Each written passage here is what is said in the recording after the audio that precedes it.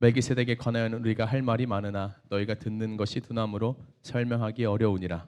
때가 오래되었으므로 너희가 마땅히 선생이 되었을 터인데 너희가 다시 하나님의 말씀의 초보에 대하여 누구에게서 가르침을 받아야 할 처지이니 단단한 음식은 못 먹고 젖이나 먹어야 할 자가 되었도다.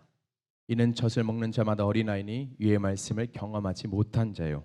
단단한 음식은 장성한 자의 것이니 그들은 지각을 사용함으로 연단을 받아 선악을 분별하는 자들이니라. 그러므로 우리가 그리스도의 도의 초보를 버리고 죽은 행실을 회개함과 하나님께 대한 신앙과 집내들과 안수와 죽은 자의 부활과 영원한 심판에 관한 교훈의 털을 다시 닦지 말고 완전한 대로 나아갈지니라. 하나님께서 허락하시면 우리가 이것을 하리라.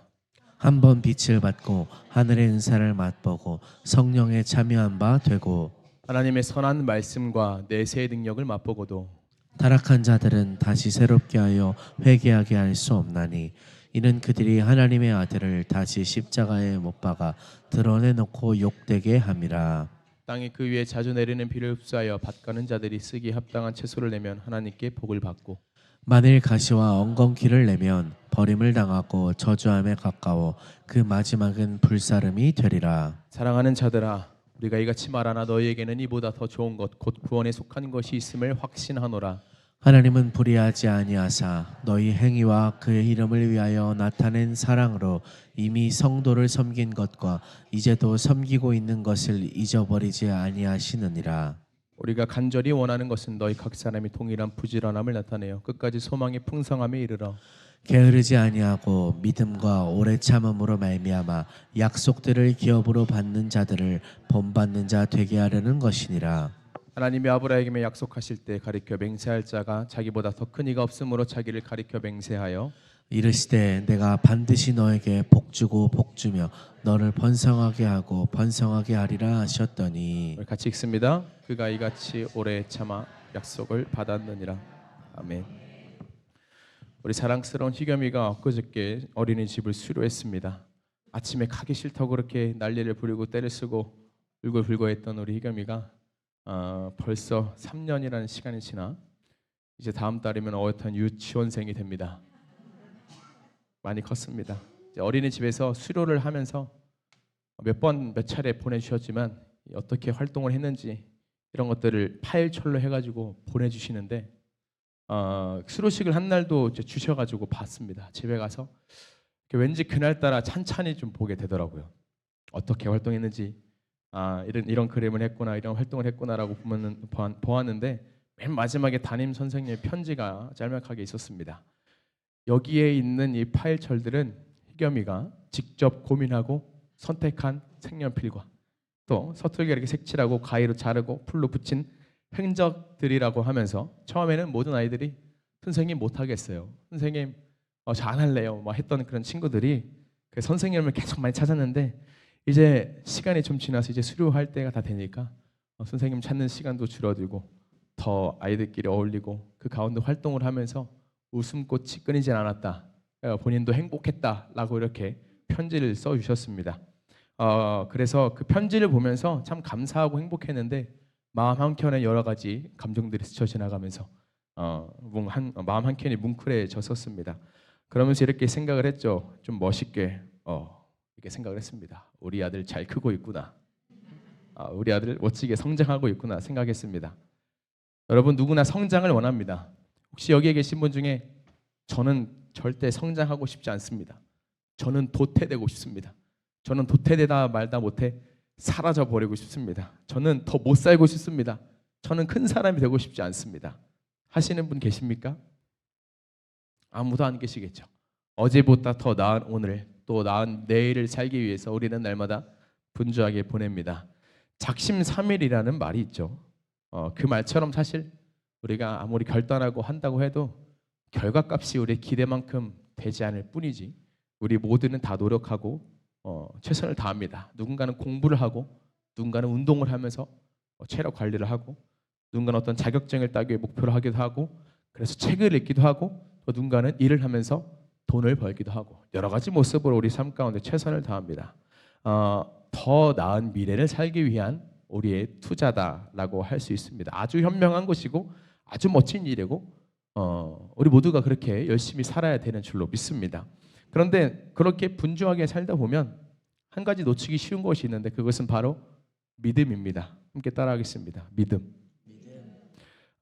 하나님과의 관계를 저는 믿음이라고 봅니다. 우리가 성경 속 수많은 믿음의 인물들을 살펴보면서 또 들으면서 읽으면서 저는 참 대단하다고 느낍니다. 그러면서 우리가 작게나마 결단하죠. 나도 이렇게 믿음의 사람이 되어져서 많은 사람들을 선한 길로 이끌 수 있는 자, 이왕 한번 살아가는 거 멋지게 쓰임받고 싶다. 그런 결단을 하게 됩니다. 그게 가장 우선이어야 되는 것을 너무나 잘 압니다. 우리가 믿음으로 살아야 되는 줄로 믿습니다. 동의하지 않으시는 분 한 분도 없으신 줄로 믿습니다. 그렇지만 날마다 우리에게 그렇기 때문에 더 날카롭게 질문해야 되는 것은 지금 나의 믿음의 실력은 어느 정도인가? 이런 것을 객관적으로 물어볼 수 있는 지혜가 있기를 소망합니다.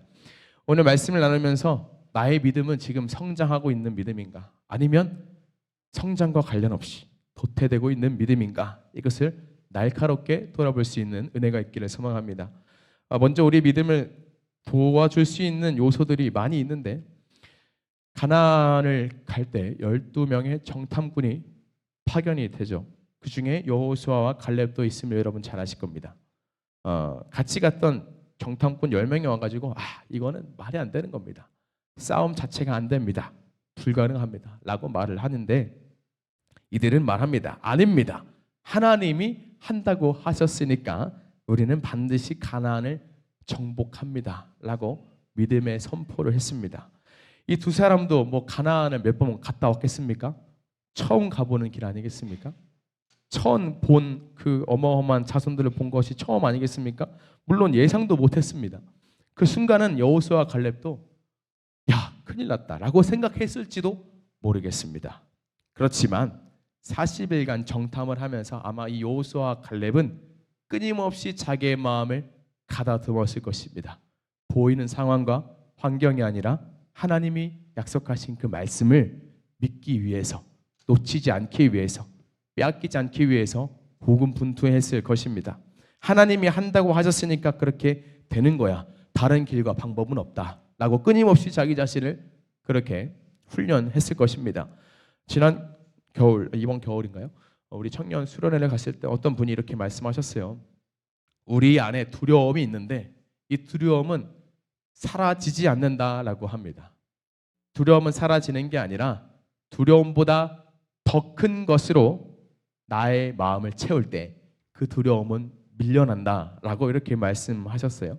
그러니까 눈에 보이는 것이 전부가 아니라 그렇게 치부해버리고 결론을 내려버리는 것이 아니라 하나님이 약속하신 그 말씀이 더 크다, 더 우선이다, 반드시 이루어질 것이다 라는 것들을 마음에 새길 때 우리 믿음이 성장하게 되는 줄로 믿습니다. 그런데 이렇게 성장하게 돕는 그런 마음가짐, 어떤 태도, 그런 것이 있는가 한 반면에 믿음의 성장을 방해하는 요소가 있죠.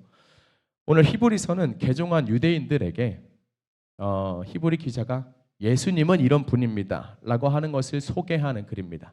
예수님은 모세보다 큰 분입니다. 예수님은 천사보다 뛰어나신 분입니다. 대제사장이십니다. 이렇게 막 설명을 하던 와중에 오늘 5장 11절에 와서 이렇게 말씀하죠. 멜기세덱에 관하여는 우리가 할 말이 많으나 너희가 듣는 것이 두나무로 설명하기가 어렵다.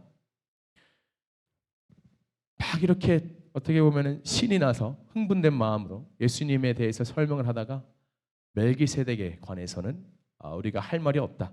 너희가 듣는 것이 둔하다라고 말씀합니다. 듣지 못하는 귀가 믿음을 성장하지 못하도록 방해한다라는 것을 말씀하고 있습니다. 우리가 누군가에게 어떤 말을 했을 때 아무리 좋은 말이라도 듣지 않는 사람이 있습니다. 타일러도 듣지 않습니다. 아무리 설명해줘도 듣지 않습니다. 반대로 좀 거칠게 말하면 들을까? 거칠게 말해도 듣지를 않습니다. 왜냐하면 듣는 귀가 없기 때문입니다. 참 슬픈 일입니다. 듣지 못함으로 오는 결과가 12절의 말씀이 있습니다. 함께 읽겠습니다. 시작. 때가 오래되었으므로 너희가 마땅히 선생이 되었을 터인데 너희가 다시 하나님의 말씀의 초보에 대하여 누구에게 가르침을 받아야 할 처지이니 단단한 음식은 못 먹고 젖이나 먹어야 할 자가 되었도다. 듣지 못하는 자는 성장이 없다는 겁니다. 누군가를 충분히 가르치고도 남을 시간이 지났는데도 왜 여전히 그 자리에 있냐? 왜 여전히 너의 믿음은 그 모습 그대로냐? 라는 것을 반문하는 것입니다. 쉽게 말한다면 저는 이런 표현을 좋아하진 않지만 교회에 다닌 시간이 그렇게 오래되었음에도 왜 여전히 그 자리에 있냐? 왜 여전히 머물러 있냐라고 물어보는 겁니다. 우리가 귀가 있죠? 여러분 귀 있으십니까? 없으신 분 없으시죠? 귀가 있습니다. 귀가 있는데도 그런데 듣지 못하도록 하는 것이 사단의 전략이다라는 것입니다. 신앙의 연수는 여러분 자랑할 것이 못 되는 줄로 믿습니다. 우리가 주께 자랑할 수 있는 것은 오직 십자가 외에는 아무것도 없는 줄로 믿습니다. 모든 결과에는 원인이 있죠. 내가 지금 듣지 못하게 된 귀가 된 이유가 있습니다. 마태복음에 보시면 이렇게 말씀하죠. 함께 읽어볼까요? 시작. 이 백성들의 마음이 완악하여져서 그 귀는 듣기에 둔하고 눈은 감았으니 이는 눈으로 보고 귀로 듣고 마음으로 깨달아 돌이켜 내가 고침을 받을까 두려워함이라 하였느니라. 내게 고침을 받을까 두려워서 마음이 완악해지고 눈은 감아버리고 귀는 닫았다. 왜냐하면 고침을 받는 것이 두렵기 때문에 라고 말씀합니다. 자, 하나님이 하시는 말씀대로 살면은 괜히 손에서 놓아야 할 것도 많아 보입니다. 포기해야 할 것도 많아 보입니다. 내가 고통으로 감내해야 할 것도 많아 보인다고 생각합니다. 제가 2019년도에 신학교를 갔습니다. 지금 생각해도 어떤 정신머리로 갔는지 잘 모르겠습니다. 그런데 어쨌든 갔습니다. 그때까지만 해도 제 앞에 인생이 어떻게 펼쳐질지 생각을 해보지를 않았습니다. 상상도 해보지 않았습니다. 그냥 내가 어느덧 원서 접수하고 시험 보고 면접 보고 그냥 책상에 자리에 앉아 있었고 공부를 해야 되는가 보구나. 이게 등록금이 꽤 비싸네. 등록금 메꾸려면 최선을 다해서 공부해가지고 장학금을 받아야겠다. 나 그 생각 하나밖에 없었습니다. 다른 것을 뭐 계산하거나 뭐 내 미래가 어떻게 될까? 내가 왜 여기 그런 거 생각할 겨를이 없었습니다. 그냥 저의 목표는 무조건 무엇이냐 하면 장학금이었습니다. 어쨌든 그 뭐 더 긴 이야기겠지만 그 중요한 것이 아니고, 그러니까 내가 가야 할 길이 이 길인가 보다라고만 했지 그 외에는 아무것도 생각해 본 적이 없습니다. 요새 뭐 가끔 우리 송유사모 얘기를 하다 보면 뭐 서로 왜 나랑 결혼했냐 이런 걸 물어보거든요. 근데 이렇게 송유사모가 말을 하더라고요. 그때는 자기 눈이 가려져 있었다. 믿음이 없었으면은 나는 믿음만 보고 결혼한 거지 다른 것은 없다. 걔는 이게 한켠에 좀 상처를 받았지만 어쨌든 뭐 지금 잘 살고 있으니까 되는 줄로 믿습니다. 그래서 우리가 그러니까 뭐 제가 잘났다는 것을 말씀드리는 것이 아닙니다. 제가 뭐 하나도 계산하지 않고 그 길을 열심히 갔습니다라는 것을 자랑하는 것도 아닙니다. 저 여러분이 그런 하나님의 은혜를 날마다 누리기를 소망할 뿐입니다. 그래서 우리가 나 자신에게 솔직히 물어야 됩니다. 아까 우리 찬양했죠. 주님 뜻대로 살기로 했네. 여러분 주님 뜻대로 살기로 하셨습니까? 주님 뜻대로 살고 계십니까? 아까 또 찬양했죠. 나의 소망 주께 있네. 아멘. 여러분의 소망은 주께 있으십니까? 일단 아멘하고 보시는 줄로 믿습니다. 네, 그렇게 되면 아멘하면 그렇게 되는 줄로 믿습니다. 여러분 정말 여러분의 고백하는 대로 그 믿음대로 그 결단대로 살고 계십니까? 저에게도 질문을 해 보는 것입니다. 나는 과연 믿음대로 살고 있는가? 나의 믿음은 지금 생명력을 지니고 있는가? 믿는다고 하면서도 듣지 않고 행함이 없는 믿음은 아닌가? 죽은 믿음은 아닌가? 이런 것들을 돌아보게 되는 것입니다. 주님이 이렇게 말씀하시죠. 내가 널 고쳐줄게. 내가 널 회복해 할게. 내가 널 반드시 다시 일으켜 줄게. 여러분 믿으십니까? 맞아요, 주님. 저를 그렇게 인도해 주세요. 제가 이제 뭘 하면 될까요? 네 생각 내려놔라. 네 방법 내려놔라. 네 모든 것을 나에게 바쳐라. 여러분 아멘 하실 수 있으십니까? 어렵죠? 막상 그걸 하려니까 어떻게 돼요? 한켠에 두려움이 찾아옵니다. 뭔가 엄청난 손해가 있을 것 같고 왠지 굶어 죽을 것 같고 내가 지금 하고 있는 거 다 포기해야 될 것 같고 왠지 그렇게 하면 좀 뒤처지는 삶을 살 것 같고 내가 나름 꿈꾸던 삶이 있었는데 내가 나름 그리던 미래가 있었는데 내가 나름 원하던 그런 안락함 부러워했던 것들 그런 모습들과 멀어지게 되고 오히려 고침을 받을까 두려워하는 마음이 있진 않습니까? 여러분 나는 정말 하나님대로 살고 싶은가? 이 질문이 없으면 마음이 완악해진다라는 것입니다. 듣기에 둔한 귀가 되고 눈은 질끈 감아 보냅니다. 에스겔 3장 7절에 보시면 이스라엘 백성이 이렇게 말씀하십니다. 함께 읽겠습니다. 시작. 그러나 이스라엘 족속은 이마가 굳고 마음이 굳어 내 말을 듣고자 아니하리니 이는 내 말을 듣고자 아니함이니라. 마태복음 13장 16절에서도 말씀합니다. 시작. 그러나 너희 눈은 봄으로 너희 귀는 들음으로 복이 있도다. 아멘. 또 같은 말씀을 하시는 거죠. 이스라엘 족속은 마음이 굳어서 아무리 어떤 말을 해줘도 들을 수 있는 귀가 없다. 그렇지만 예수님은 이렇게 말씀하셨습니다. 들음으로 복이 있도다. 듣는 걸 잘한 인물이 있습니다. 바로 다윗입니다. 다윗이 밧세바를 범했을 때 나단 선지자가 와가지고 책망을 하죠. 부자가 있었는데 가난한 사람이 있었는데 부자에게 손님이 왔는데 자기에게 있는 것으로 하지 않고 가난한 사람의 것을 빼앗아 가지고 손님을 대접했습니다.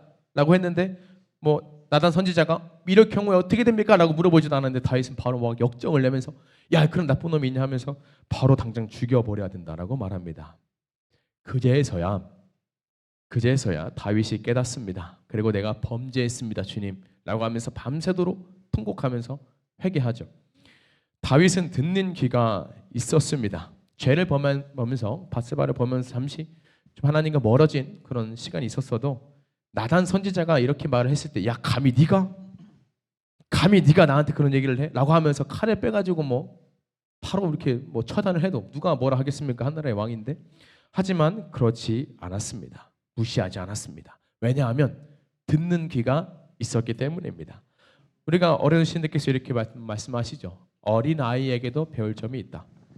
지나가는 어린아이 하다못해 들판에 펴있는 꽃을 보면서도 구름을 보면서도 우리가 별 곳이 있는데 다윗은 나단 선지자 말에 곧바로 자기를 돌아보았습니다.